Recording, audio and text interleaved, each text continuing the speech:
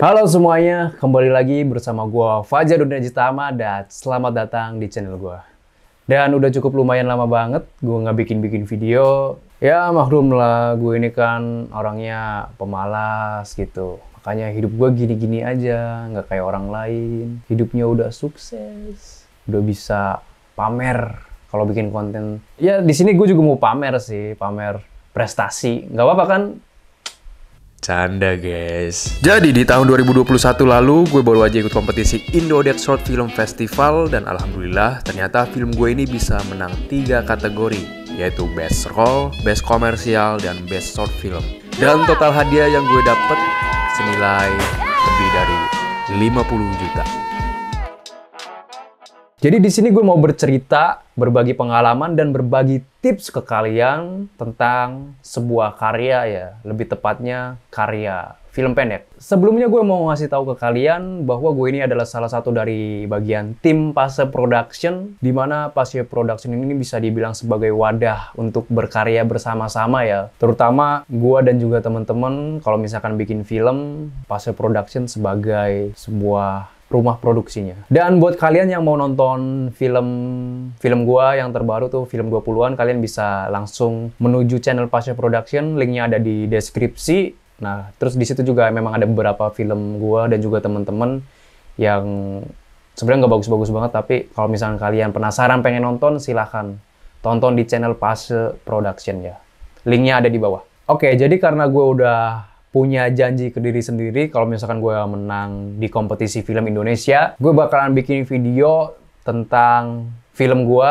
Dan alhamdulillah, gue baru aja menang di kompetisi Indodex Short Film Festival 2021. Dan di akhir video, gue bakalan kasih tips ke kalian siapapun yang suka ikutan lomba-lomba film. Siapa tahu tips dari gue ini bisa bermanfaat dan bisa kalian pakai tentunya. Ya, walaupun jujur sebenarnya gue ini bukan orang film banget ya.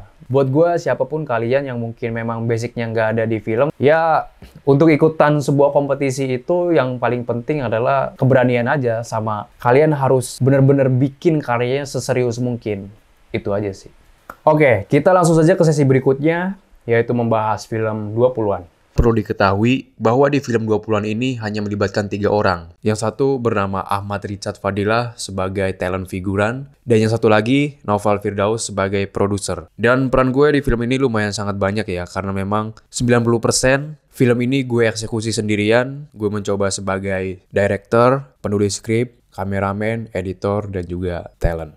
Kenapa gue bikin film ini sendirian? Ya, itu sebenarnya karena terpaksa dan niat aja sih. Jadi kan memang biasanya gue dan juga teman-teman gue setiap tahunnya itu selalu ada project film gitu ya. Entah itu hanya untuk iseng ataupun memang untuk lomba. Nah, di situ gue selalu nggak bisa karena gue orangnya sibuk banget pada saat itu. Makanya berhubung gue ada basic videografi ya, karena suka iseng juga bikin video-video sendirian di rumah gitu.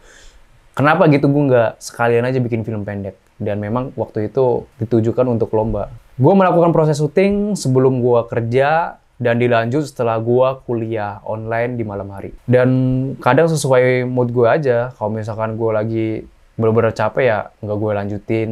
Jadi memang bisa dibilang proses pembuatan film 20-an ini lumayan santai banget ya, walaupun gue memakan waktu sekitar 1 bulan itu sampai bener-bener final gitu. Nah itu sedikit cerita gue sebagai peran di film 20-an.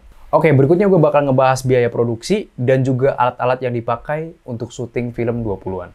Kira-kira berapa biaya yang gue keluarin untuk membuat film 20-an ini? 35.000. Ya, saat itu gue hanya mengeluarkan biaya untuk membeli 2 celengan seharga 20.000 dan juga mainan Rubik seharga 15.000. Kalau untuk equipment syuting seperti kamera, lighting, mic, dan lain-lain, itu memang sudah ada sejak lama. Jadi 35.000 itu sebagai modal utama dalam pembuatan film 20-an ini. Nah, selanjutnya untuk alat yang digunakan yaitu pertama, ada kamera A6400, lalu ada lensa Sony 50mm f1.8, lalu ada lensa kit 1855, dan yang terakhir ada lensa 7 Artisan 35mm f1.2. Lalu selanjutnya ada shotgun mikrofon Boya PVM 1000. Dan untuk lighting, gue memakai lampu LED dan juga 2 lampu portable.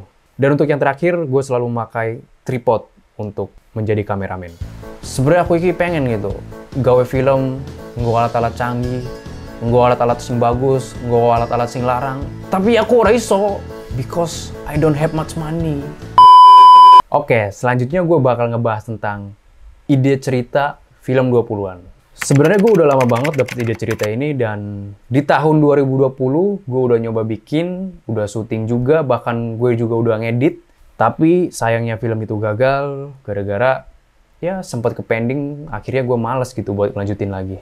Nah, di kompetisi Indodex Short Film Festival tahun 2021 lalu, itu kebetulan mengangkat tema Limitless atau tanpa batas. Jadi gue menganggap tema ini sebagai kesempatan besar untuk menyampaikan apa yang benar-benar terjadi di kondisi sekarang ini.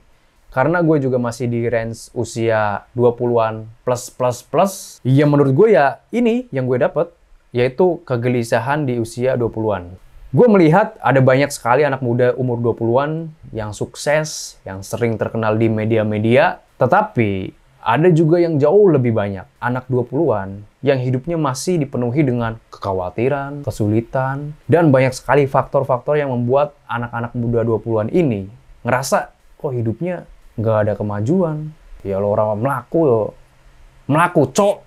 Pantes urip mau orang maju-maju. Nah, di situ gue ambil peran sosok anak 20-an yang dalam tanda kutip sedang melawan kesulitan. Terus, dengan adanya pandemi sekarang ini juga bisa memperkuat isi cerita 20-an ini sehingga terlihat lebih dramatis lagi. Jadi gue bersyukur aja bisa lebih cepat peka terhadap fenomena ini, di mana anak-anak muda 20-an ini memang ada di masa quarter life crisis, masa perjuangan gitu, masa yang penuh dengan rintangan, tantangan, dan apapun itu. Dan gue meresponnya ini sebagai sebuah cerita yang memang sangat layak untuk difilmkan. Terutama memang di kompetisi itu mengangkat tema Limitless ya, atau tanpa batas. Nah, ini bisa memperkuat gue juga dalam membuat sebuah masalah dan juga solusi. Oke, selanjutnya gue bahas tentang apa kesulitan dalam pembuatan film 20-an ini. Buat gue, hal sulit itu terjadi karena adanya ketidakyakinan dalam mengeksekusi. Awalnya juga gitu, gue benar-benar frustasi banget ya ketika gue nggak bisa berakting dengan baik gitu. Selalu salah, selalu nge-retake sampai harus berkali-kali. Itu benar-benar makan waktu banget. Itu benar-benar effort banget gue pada saat proses syuting itu. Dan gue sempat ada di titik gak yakin bahwa film yang gue buat itu bakalan jadi dengan maksimal. Tapi ya karena gue udah ada motivasinya gitu, dimana gue ingin seserius mungkin, semaksimal mungkin dalam pembuatan film ini meskipun dengan segala keterbatasan. Ya udah, sampai akhirnya gue bisa seperti enjoy aja gitu ngelakuinnya. Terbukti kan kalau misalkan kita benar-benar serius gitu, selalu ada hasilnya. Nah, kalau untuk hal lain, gue udah antisipasi duluan. Jadi nggak ada hal sulit lagi yang gue paksain untuk bisa. Misalnya dalam pembuatan skrip, gue gak bisa bikin skrip harus detail dan rapi. Itu gue nggak nulis sampai selesai. Bahkan gue hanya menulis untuk mengingat dialog aja. Terus untuk jenis-jenis shot, gue juga nggak paksain supaya liar banget gitu ya. Karena nggak ada yang standby di belakang kamera juga. Nggak ada yang ngoperasin kamera. Jadi gue mengandalkan tripod. Dan semaksimal mungkin gue memilih jenis lensa dan komposisi yang enak dilihat sesuai dengan scene-scene tertentu. Oh iya, terutama juga setup lighting sih.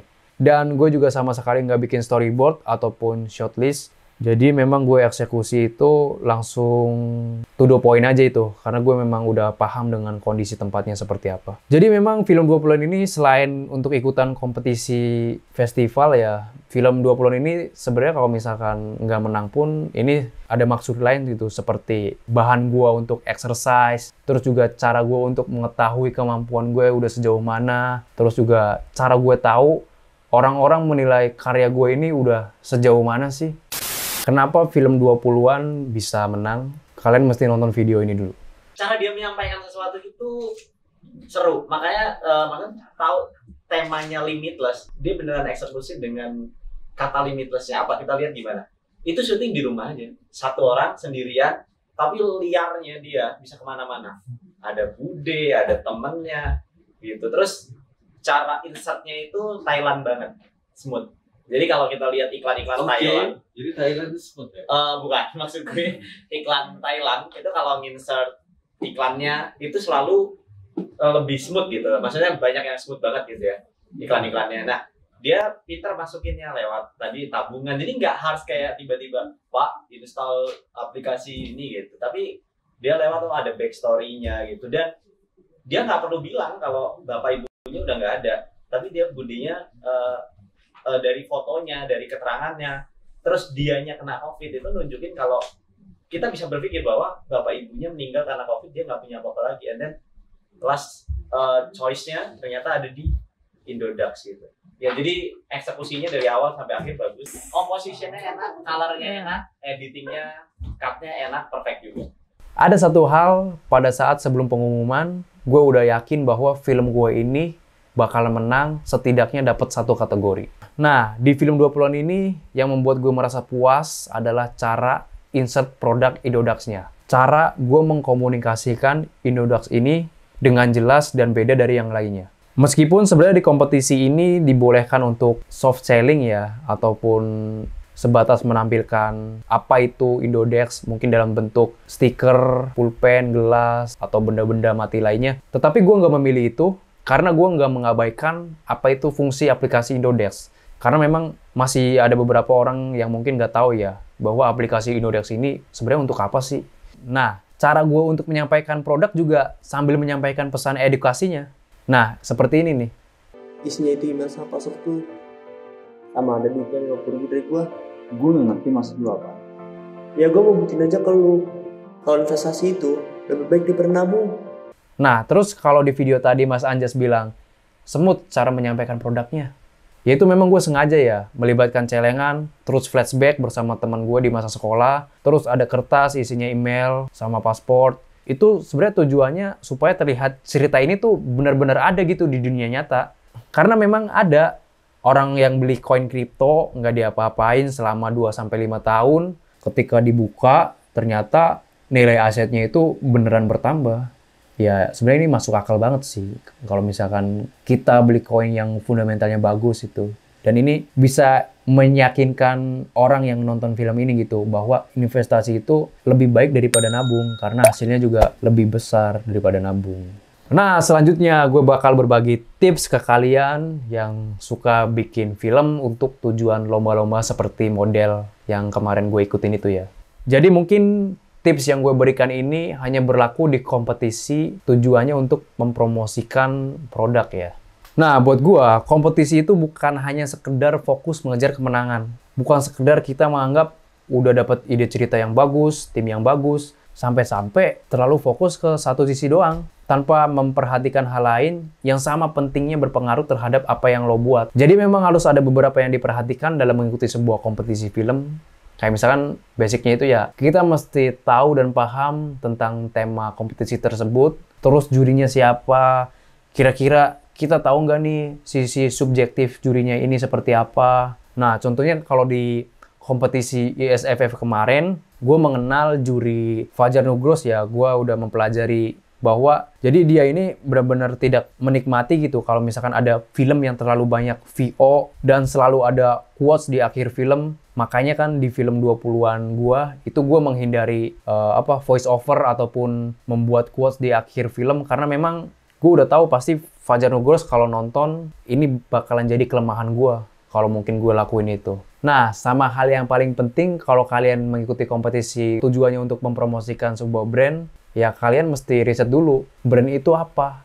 Brand itu digunakan untuk apa? Benefit dari brand itu apa? Nah, setelah kalian mempelajari hal-hal tersebut, baru kalian fokus ke tim kalian, terus jangan lupa kalian memperhatikan para peserta yang lain juga. Ya nggak semuanya sih, beberapa aja. Nah, kalau di film 20-an kemarin, kenapa gue bisa menang sampai 3 kategori? Meskipun gue harus bersaing dengan film-film yang timnya melibatkan banyak orang, terus alat-alat yang dipakai juga alat-alat yang canggih, mahal, talentnya yang berpengalaman, terus juga ada yang pakai properti biar kelihatan niat banget gitu. Tapi meskipun dengan melihat kayak gitu gue ngerasa minder juga, ya gue tetap fokus bahwa gue yakin aja gue bisa maksimalin dengan apa yang gue punya. Nah, untuk strategi yang gue pakai, yaitu strategi yang biasa digunakan oleh seorang entrepreneur atau wirausaha. Dan kalau kalian tahu ya, strateginya itu adalah strategi SWOT atau SWOT. Mungkin kalau misalkan kalian anak entrepreneur atau mungkin kuliahnya di jurusan marketing, ekonomi, ataupun pemasaran. Marketing, pemasaran sama ya? Oke, kita bahas-bahas tentang strategi SWOT ya. Yang pertama, S, strength. Kuncinya, lo harus sadar atas kemampuan diri lo dan juga orang-orang yang terlibat dalam tim lo, sehingga semuanya akan lebih siap. Kira-kira mampu nggak sih kalau misalkan bikin film itu sesuai dengan ekspektasi atau imajinasi kalian gitu. Nah, kalau di film gue sadar betul kalau kemampuan gue cuma ada di 3 hal, yaitu gue cukup percaya di pembuatan ide cerita, dan terus juga ada pengoperasian kamera, di mana gue juga memang sudah ada sejak lama ya basic tentang skill kamera gitu. Nah, terus selanjutnya di editing pun juga sama, untuk ngatur flow atau pemilihan backsound-nya mungkin gue udah sedikit paham. Ya, sisanya masih banyak sih sebenarnya kelemahan, karena gue juga balik lagi ya seorang solo filmmaker. Jadi ketika gue tahu betul cara eksekusi film ini harus seperti apa yang menjadi kelemahan gue, jangan terlalu dipaksakan harus bisa pada saat proses pembuatannya. Makanya berambisi boleh, tapi ya tetap kita harus bisa memperhitungkannya. Selanjutnya, weakness. Nah, di sini gue bakalan berbicara tentang kelemahan pada sebuah tim yang nggak harus dipaksakan untuk bisa atau nggak bisa memaksimalkan apa yang sudah ada. Biasanya apa sih yang selalu menjadi kelemahan dalam pembuatan film itu? Yang paling klise ya mungkin alat-alatnya, terus tempat, budget, talent ya. Atau mungkin orang-orang yang terlibat juga masih belum terlalu berpengalaman gitu. Jadi jangan beranggapan bahwa sebuah karya itu harus diisi oleh orang-orang yang berpengalaman, orang-orang yang sudah profesional. Enggak gitu. Justru ketika tim kalian masih berada di titik yang belum mampu untuk meyakinkan siapapun untuk menyukai karya kalian, seharusnya buatlah seserius mungkin, semaksimal mungkin, sampai benar-benar jadi, sehingga ketika sudah kelihatan hasilnya, baru ketahuan apa yang harus dievaluasi untuk karya berikutnya.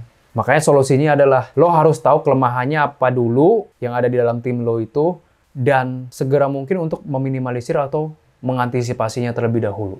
Nah, caranya yang gue lakukan begini. Buatlah ide cerita yang mampu beradaptasi dengan kondisi atau keadaan di sekitar kalian gitu. Jadi nggak perlu paksain untuk keluar dari kendali diri lo sendiri. Gue bikin film 20-an pun memang tentu banyak sekali kelemahan ya. Yang pasti gue nggak bisa bikin bareng teman-teman gue. Gue juga nggak bisa syuting di luar. Gue juga nggak punya budget yang banyak. Tapi ketika gue udah tahu kelemahan itu semua, akhirnya ide yang menyesuaikan dengan kondisi sekitar gue. Begitu kira-kira. Nah, berikutnya, opportunity.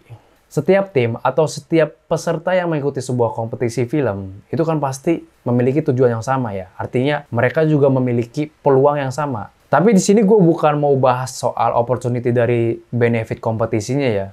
Melainkan cobalah kalian cari peluang apa aja sih yang kalian dapat gitu selain dari sebuah kompetisi. Jadi memang ada beberapa peluang lain gitu kalau kita membuat suatu karya, seperti untuk kebutuhan branding tim kalian. Siapa tahu ada seorang investor atau produser yang mau mendanai film-film kalian berikutnya. Jadi memang kita ini harus terbuka terhadap peluang-peluang lain, meskipun memang tujuan utamanya itu untuk mendapatkan hadiah ya. Selanjutnya, treat. Nah, ini balik lagi. Gue menganalogikan bahwa film yang kalian buat untuk sebuah kompetisi film itu sama halnya seperti sebuah brand atau produk yang ditargetkan untuk bersaing dengan para kompetitor yang memiliki tujuan yang sama. Sama-sama ingin menang. Nah, untuk mengetahui kekuatan dan kelemahan dari sebuah tim, tentu kita harus menyelidiki atau mempelajarinya kan. Kira-kira apa nih yang bakalan menjadi ancaman untuk tim kita?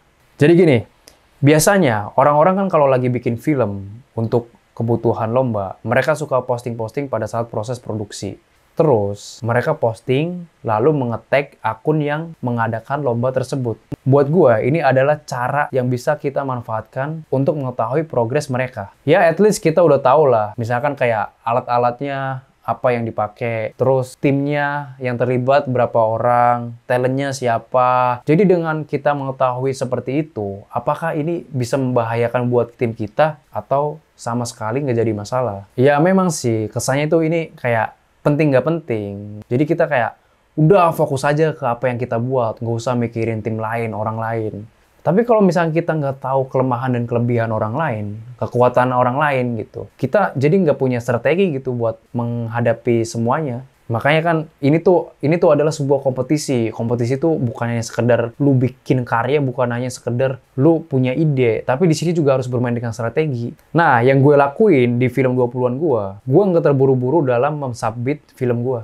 Jadi ketika gue masih ada waktu untuk mempelajari para kompetitor gue, nah di situ gue masih terus-terusan mengevaluasi film gue sampai bener-bener film gue ini kira-kira udah satisfying belum sih? Kira-kira udah yakin gak sih kalau misalkan masuk 15 besar? Makanya buat gue gak masalah harus submit film di akhir-akhir batas periode pengumpulan.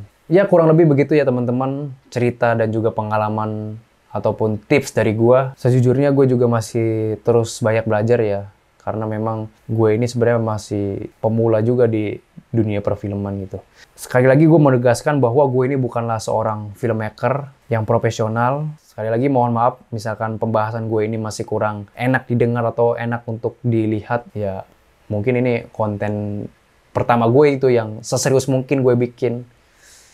Tapi ya gue usahain untuk selalu memperbaiki konten-konten gue berikutnya. Semoga ya itu aja, semoga gue konsisten dalam membuat konten. Dan thank you banget buat kalian yang udah nonton video ini. Dan oke, sampai jumpa di video berikutnya. Bye.